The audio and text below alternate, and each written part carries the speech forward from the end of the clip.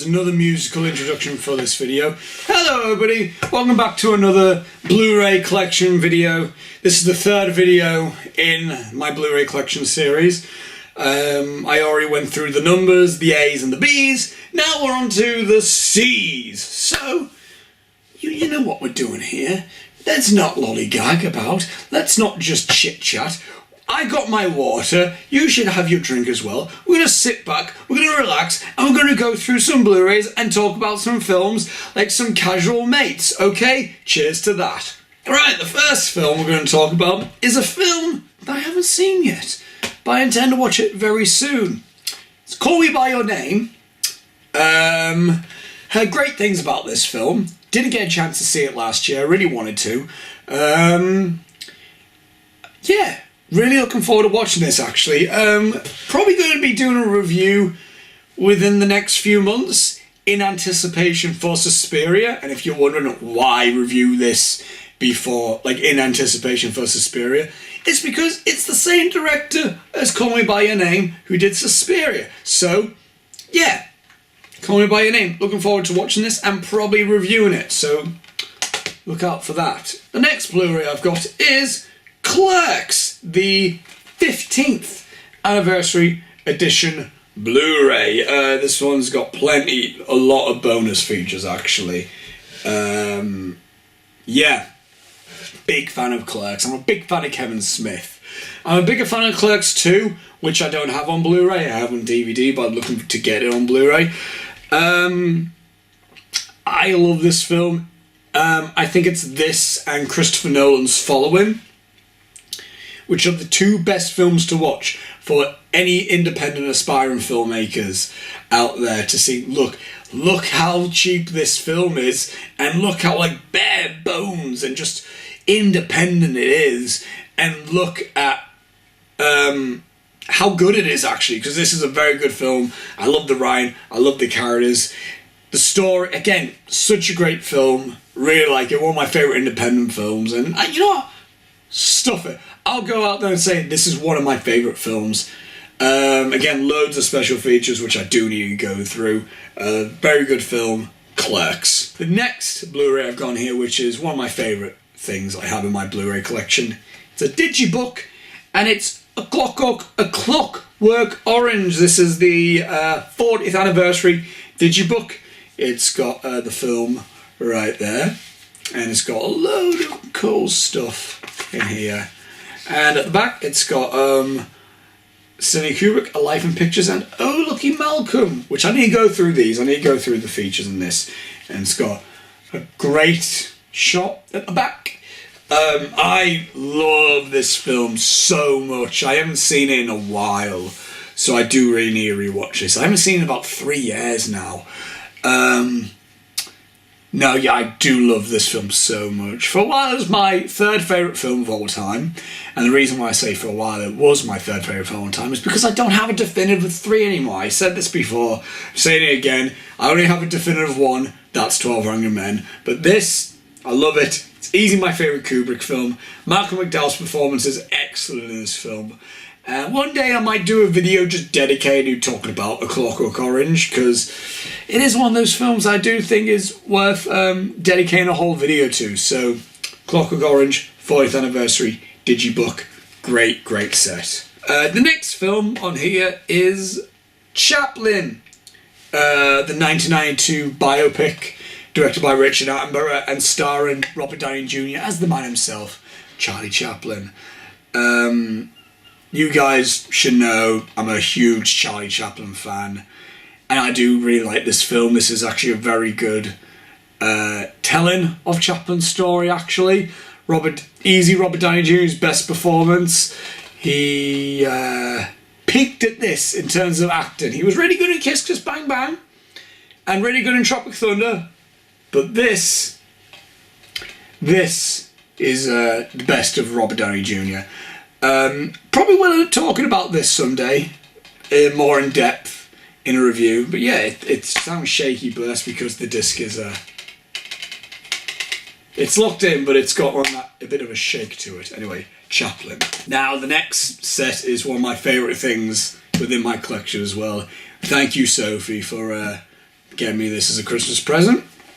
The complete Charlie Chaplin collection. It's not the complete. The Charlie Chaplin collection, released by Curzon Artificial Eye. This has 99% of his feature films. It's got The Kid, A Woman of Paris, which for a while was a lost film.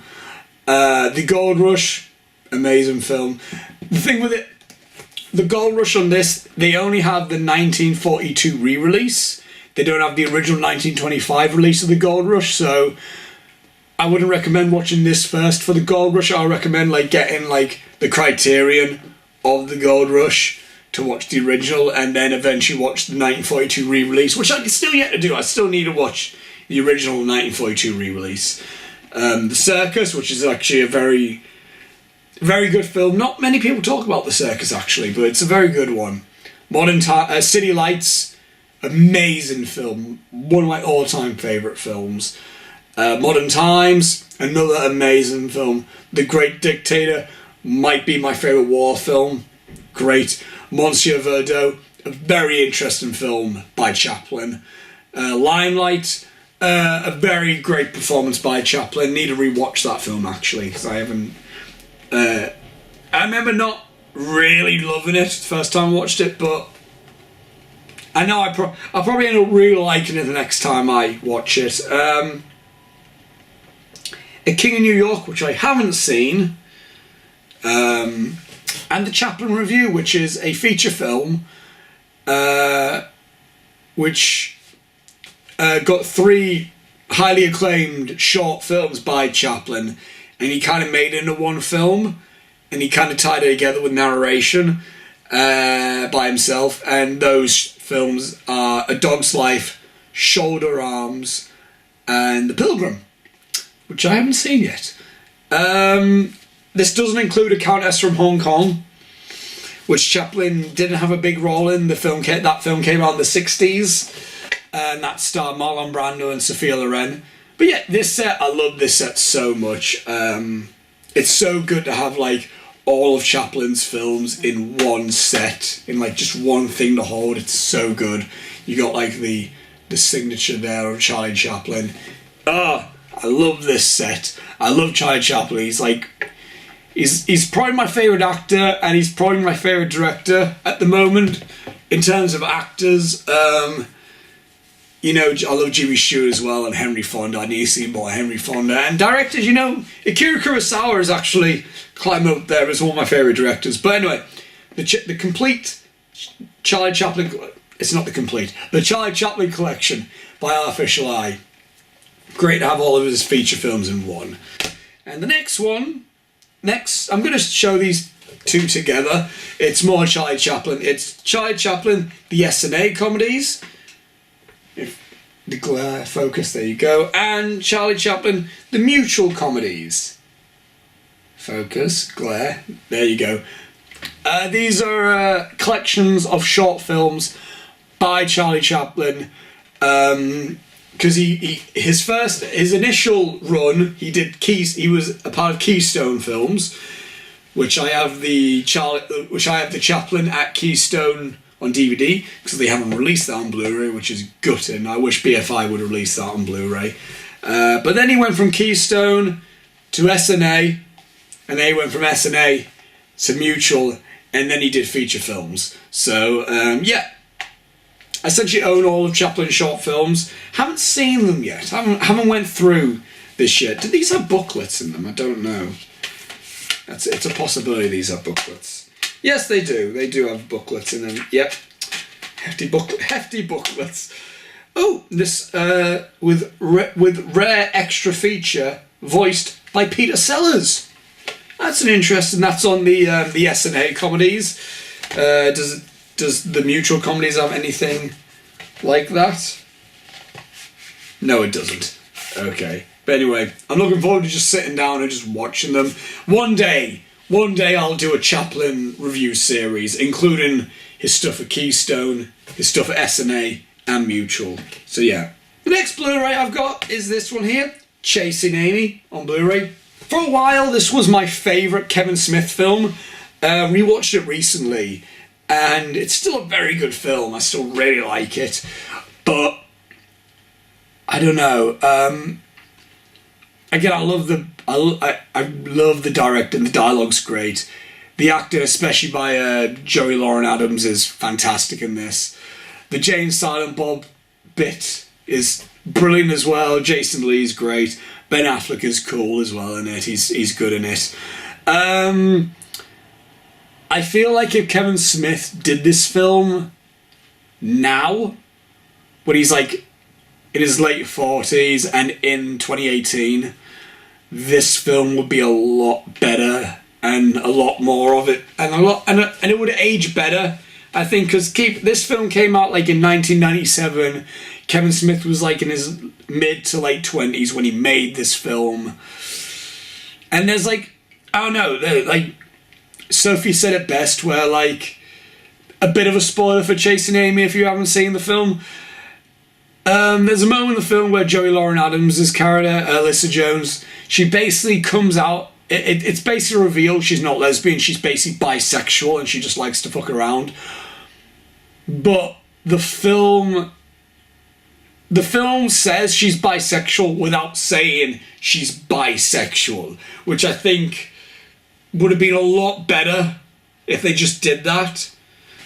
And I do think I wouldn't be opposed to seeing a remake of this film by Kevin Smith, how he is now.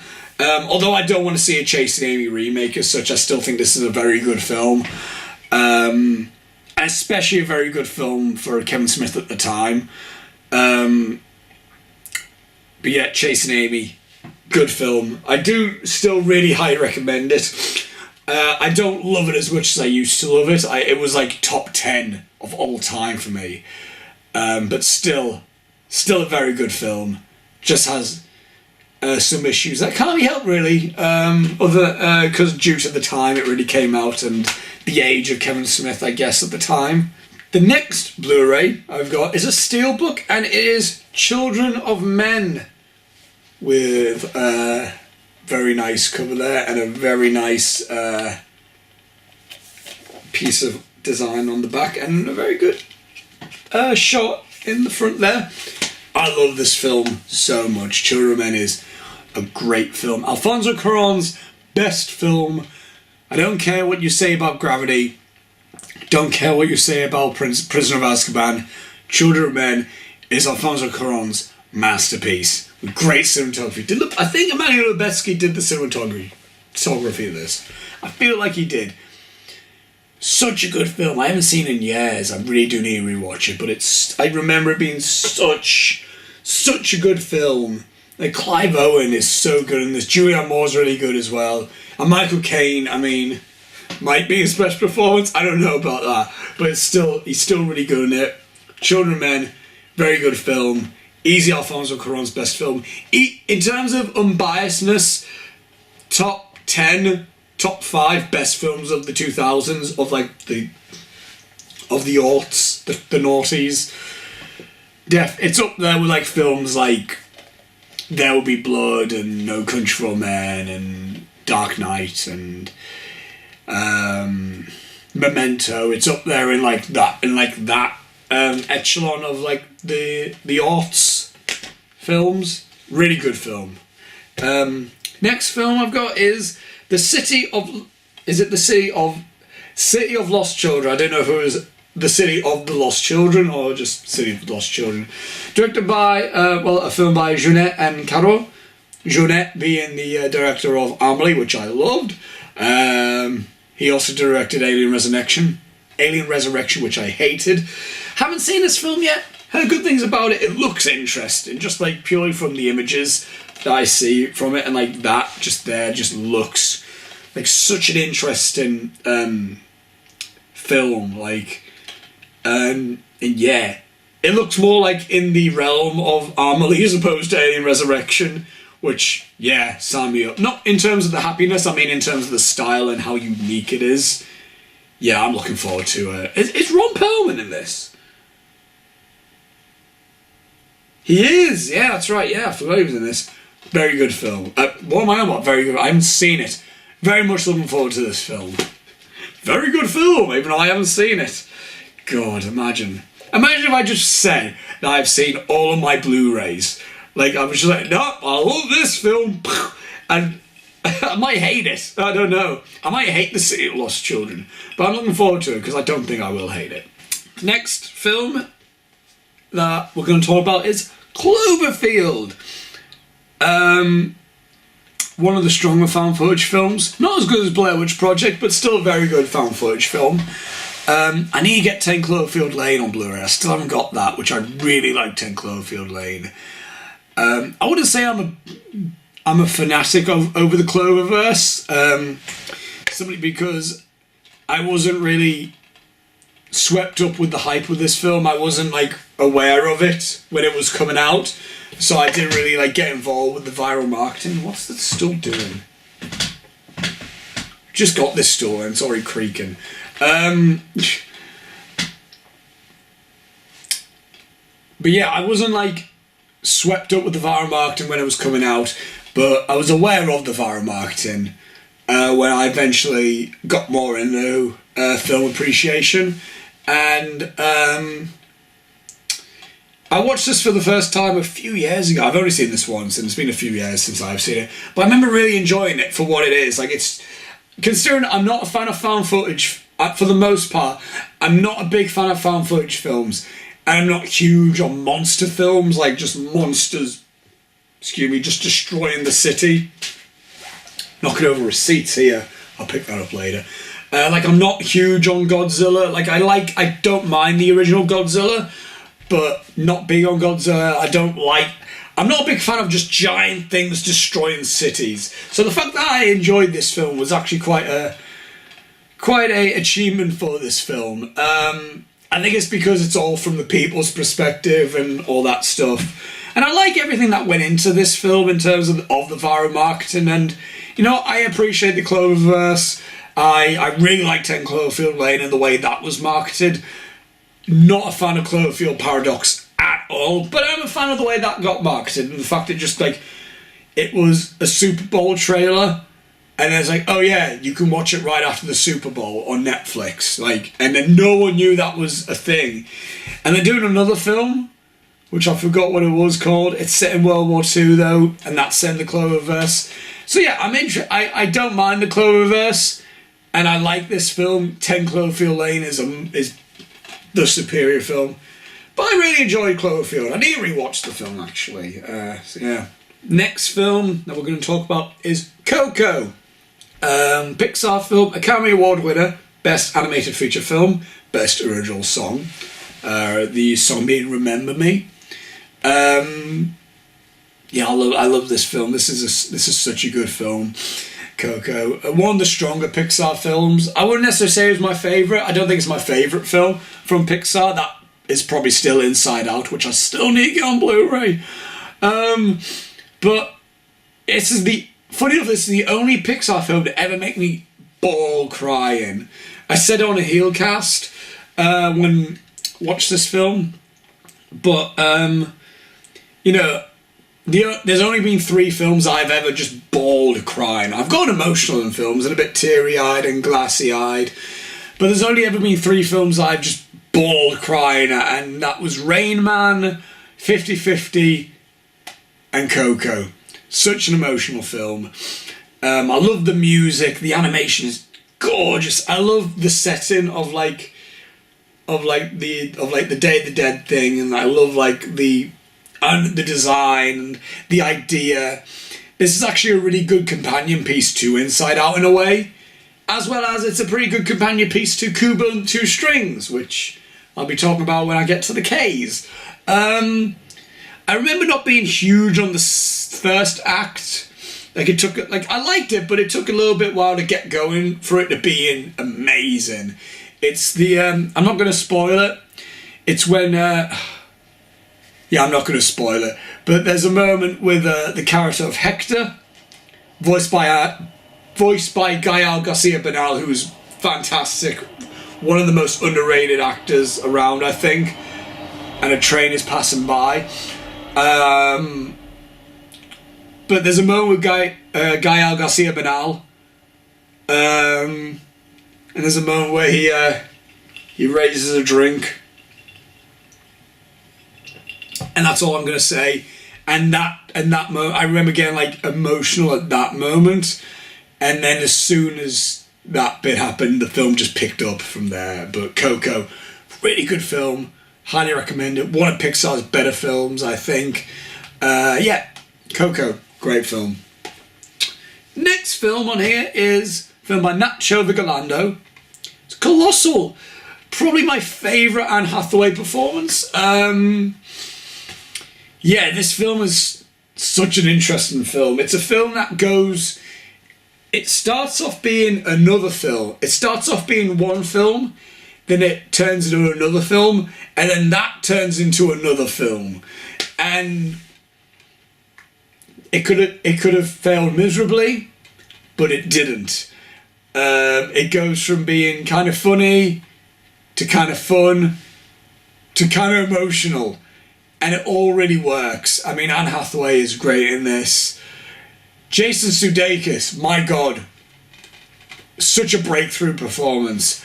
It's such a unique film with such an interesting idea, a type of film that I've probably never seen before. And yeah, very good film. I would very much so recommend this film if you want. Probably Anne Hathaway's best performance, and that's including Les Mis. It's definitely better than a performance in Les Mis, and it's definitely Jason Sudeikis' best performance. And Dan Stevens' fine in it. He's not great in it, but he's fine. He's good. Okay, the next film we've got to talk about is The Conjuring. The best horror film of this decade so far. And I don't think there's going to be a better one, if I'm being perfectly honest. James Wan, I love the dude. One of my favourite directors. I love Saw. I really like the Insidious films that he's done.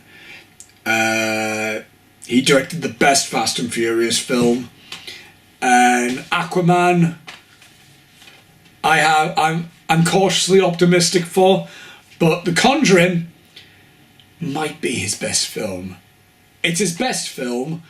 My favourite film of his is still Saw, but his best film is The Conjuring. Vera Farmiga, Patrick Wilson, superb in this film as Ed and Lorraine Warren. The overall dread and atmosphere in this film is excellent. I need to readjust the cover because it's a bit wonky and hanging out. There you go, that's better. Yeah, absolutely amazing horror film. Such a great atmospheric film, but really good acting in this as well. It's so I love this, and I don't think if it wasn't for how good this film is, then we wouldn't have had a Conjuring universe. And some people are like, we don't need a Conjuring universe, and I'm okay with there being a Conjuring universe. I didn't mind The Nun. I'll say that. I enjoyed The Nun. I seem to be in the minority of that. I only saw it recently, though, last night. But I enjoyed The Nun. I liked The Nun, and I liked Annabelle Creation, as I said earlier. Annabelle sucks, but Conjuring is so good. It's an absolutely incredible horror film. And now The Conjuring 2 is a very good sequel to The Conjuring. I like it a lot. I still prefer the first Conjuring over this film. The thing I will say about this film is that I think whereas The Conjuring is overall a scary horror film, The Conjuring 2 overall is a cool horror film. The stuff, when the Crooked Man comes in, with Javier Botet as the Crooked Man, that's just such a cool thing. That's such a cool design. That's not scary, but that's a cool design. Now, I will say this. Within this film, it has that nun, Valak, which, within this film, Valak, there's a scene involving Valak where she's at the end of the hallway and there's the painting and everything, but that one shot of her at the end of the hallway is bone-chilling, absolutely terrifying.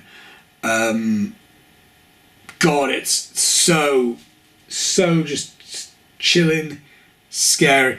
That one moment, I'll say this now, that one moment, that one scene of Valak at the end of the hallway when she just walks to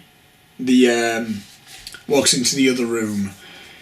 That moment alone is scarier than anything in the first Conjuring film. However, I think as an overall film, The Conjuring is much more scarier than The Conjuring 2. But these two films are excellent.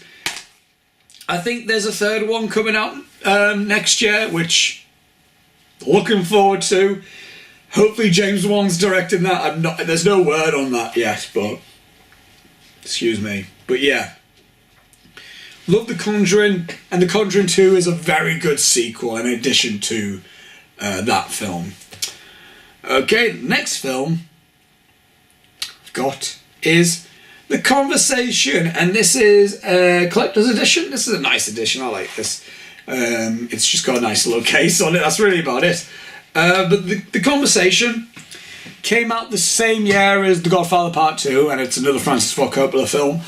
And Francis Ford Coppola is stated that he feels that this is his favourite film that he's ever done. And like, it has a similar effect as Apocalypse Now does, in the sense, like, I remember when I first, I've only seen this once, but when I started watching this film, and I remember, like, I know I was watching it, but I wasn't like getting into it, but I slowly really got into it to like the point like when it ended. I didn't want it to end, like when credits started like playing, I was like, wait, no, was that it? No, I wanted more. And the end, the very ending is one of the best endings, I think, to a film. It's very memorable, and Gene Hackman gives an excellent performance in this film. There's so much cool things with character building in this film. It's a big character study, this film. It's a very interesting character film, and it does stick in my mind. It does like stay in my mind, and I do really want to rewatch this film. I remember we watched this, and Sophie said it's basically like Louis Noir, which I'm like, oh my god, yeah, that's actually quite a cool way to refer to it. It's not in terms of it's just a Louis episode, but in film noir. But like the feeling that I got from this film was definitely like a Louis episode, but a noir. That's like the feeling I got watching The Conversation. I'm looking forward to eventually rewatching The Conversation. The next film, we're down to the last two Blu-rays of the seas. Next film, Cop Car, directed by John Watts, who went on to direct Spider-Man Homecoming, which I haven't seen. John Watts, starring Kevin Bacon and two children. I can't remember too much about this film, but I remember really enjoying this film. I wouldn't mind rewatching it. It's probably Kevin Bacon's best performance, I think. If not his best in a while.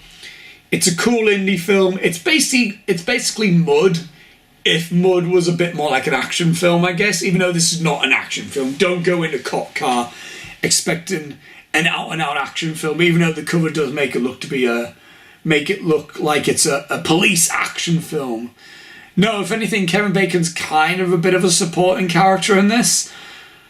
In a similar way how Matthew McConaughey in Mud is kind of a supporting character. And it's more so the story of the two kids in this film. But yeah, I really enjoy Cop Car. I'll rewatch it again. It's not a film that I'm going to go back to anytime soon, but no, I did thoroughly enjoy this. And like the last video was a bit of an underwhelming finish to the video. Same thing with this video, because I haven't seen this film yet. Curse of the Golden Flower, not The Curse, just Curse of the Golden Flower. This one is a Chinese period piece starring Chow Yun-fat, Gong Li, Jay Chow. And it's directed by Zhang Yimou, who directed Hero and House of Flying Daggers, as it says there. And I love Hero so much, and I love House of Flying Daggers so much. So I got this film. I haven't heard, like... It's weird. I haven't necessarily heard negative things about this film, but I haven't heard anything about this film. Whereas, like, I heard things about Hero, and I've heard things about House of Flying Daggers before I watched them. But this one, I haven't heard anything about it. So I'm not expecting to love this film like I love Hero and House of Flying Daggers. But you know what? It's a Zhang Yimou film. I like Chow Yun-fat, and I like medieval period piece China. So yeah, that is Curse of the Golden Flower. And with that, that is all my C's. That's the C's of my Blu-ray collection. So, thank you for watching this video. What are your opinions on any of the films that I have mentioned? Is there any film within this stack that I haven't seen that you feel like I should watch first? Like, no, you should definitely watch City of Lost Children immediately. It's an amazing film. Or like, I don't know, just give me some opinions. Or like, so yeah, there you go. And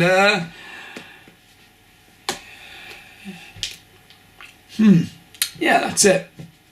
Thank you for watching this video, and I'll see you in the next video when we go through my D Blu-rays. Don't think anything day about that. D as in the letter D. Stop it.